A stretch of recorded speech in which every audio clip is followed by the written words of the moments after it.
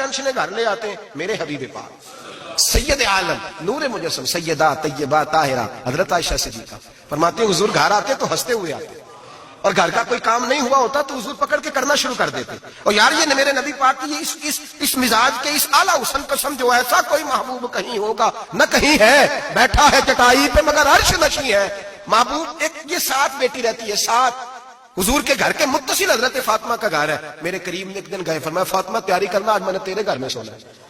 ساتھ ہی تو رہتے ہیں, کیا ضرورت ہے, لیکن حضور نے گھر کا ماحول اندر کا خوشنما بنا, تیرے گھر سونا ہے. حضرت فاطمہ کہتے ہیں حضور میرے گھر آئے, چار پائی پہ لیٹے تو اللہ کے رسول نے فرمایا بچے دونوں میرے ساتھ سوئیں گے, حسن ادھر سوئے گا حسین ادھر سوئے گا, میرے ساتھ سوئیں گے دونوں شہزادے. فرماتی آدھی رات کا وقت ہوا تو حسن اور حسین دودھ مانگنے لگے تو حضور نے فرمایا فاطمہ اٹھ, حسن کو تو دودھ ڈال کر دے, حسین کو میں دیتا ہوں. گھر کے اندر میرے نبی پاک شستگی والا مزاج, خوبصورتی والا, پیار والا مزاج بنا کے رکھتے تھے. اور بی بی صاحبہ بھی, میں نے مرد کی بات پہلے کر لیا ہے, بیویاں ناراض نہ ہو جائیں, پہلے خاون کی بات کی ہے جو کوتاہی پائی جاتی ہے. اب بی بی صاحبہ بھی اللہ کرے وہ ساس بیچاری بوڑھی عورت تھی, بیمار تھی, کسی تلخی میں اس نے کوئی بات کر دی, تو اب وہ گھر آیا تو خاون نے آ کے پوچھا روٹی, انہوں نے کہا میرے کو نہیں پک رہی. تو تیری طبیعت کیسے, اس نے کہا بس اگر تو 20 منٹ اور نہ آتا تو میں بس فوت ہونے لگی, قریب المرگ تھی, ختم ہو گیا سارا کچھ, بس تو مجھے کسی طریقے سے نا, میری پہلے سن لے بگتا کہانی. پتہ نہیں بیچارہ کس آزمائش سے وہ آیا ہے, اس کو پتہ ہی نہیں کہ یہ اس کے ساتھ کیا سلوک کر رہی ہے. اس کی ماں ہے, کون ہے بول کے بتائیے, مائیں بدلی جا سکتی ہیں, باپ تو کس کی شکایت کر رہی ہے, یہ پتہ ہی نہیں تو کس کی بات کر رہی ہے.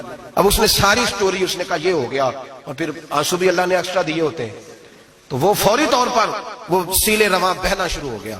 اب وہ طوفان ہے کہ تھمتا ہی نہیں, دریا ہے کہ رکتا ہی نہیں. اب شکوے جب سے آئی مر گئی تیرے گھر میں. اب وہ بیچارہ, وہ اکبر اللہ آبادی کہتے ہیں جب بھی کی بی بی نے ان سے اسکول ہی کی بات کی, یہ نہ بتلایا کہاں رکھی ہے روٹی رات کی. خدا خیر فرمائے, اس نے جب تک اس کو پوری سٹوری پوری طور پر جو ہے وہ سنا نہیں لی. اور پھر مطالبہ یہ ہے کہ تو میرے ساتھ مل کے کہہ یہ سارے برے ہیں, یہ بھی مطالبہ ہے. اگر کمنٹس نہیں کرتے تو بھی اس میں جرم ہے, حالانکہ اس کو پتہ ہی نہیں کہ ماں باپ خانہ کعبہ ہوتے ہیں, ان کے بارے میں کسی کو اکسانا بھی منع ہے. اب بیوی کے لیے حکم کیا دیا میرے نبی پاک نے, میرے رسول پاک علیہ السلام نے فرمایا بیوی کا حق ہے کہ جب خاوند گھر آئے تو بیوی اسے ہنستی ہوئی ملے, اسے اپنے اوپر جبر کرے, کچھ دیر کے لیے حوصلہ پیدا کرے, وقت کا انتظار کرے, موقع دیکھے, خیال کرے.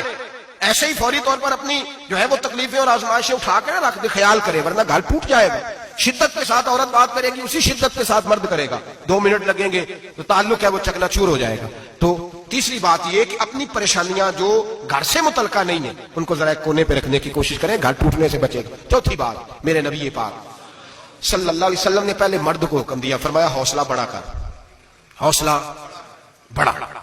فرمایا عورت ٹیڑھی پسلی سے پیدا ہوئی ہے تو یہ ٹیڑھی ہے, سیدھی کرنے کی کوشش کرو گے تو ٹوٹ جائے گی, لیکن سیدھی ٹیڑھی کے ساتھ گزارا کرو. اور لفظ بڑے حسین ہیں حدیث میں, جاگ رہے ہیں آپ لوگ جی, بڑے بڑے حسین لفظ ہیں. حضور نے فرمایا اگر تمہیں اپنی بیوی کی کچھ عادتیں ناپسند ہیں تو اس سے بغض نہ رکھو, بیوی سے بغض نہ رکھو.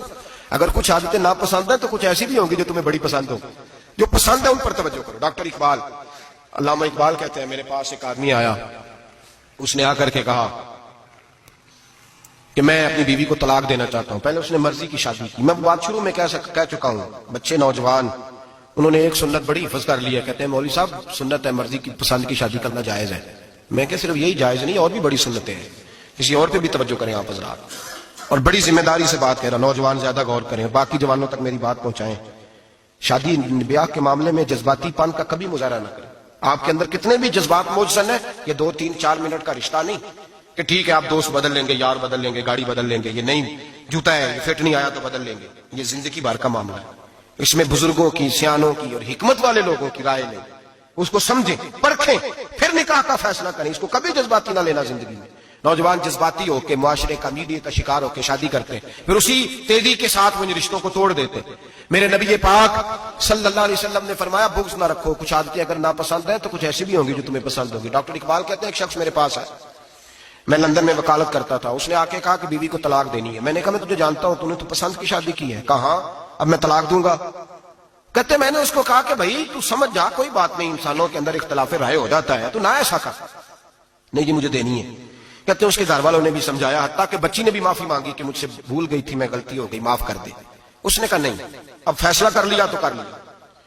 کہتے ہیں اب میں تو وکیل تھا, میرا پیشہ تھا, جب اس نے مجھے کہا تو میں نے کیس دائر کر دیا, بحث ہوئی, فیصلہ جوان کے حق میں آنے لگا, طلاق کا وقت قریب آ گیا. جس دن فیصلہ ہونا تھا اس دن رات کو میرے پاس آیا، کہنے لگا سویرے کیس واپس لینے، میں نے نہیں طلاق دینی۔ میں نے کہا کیا ہوا؟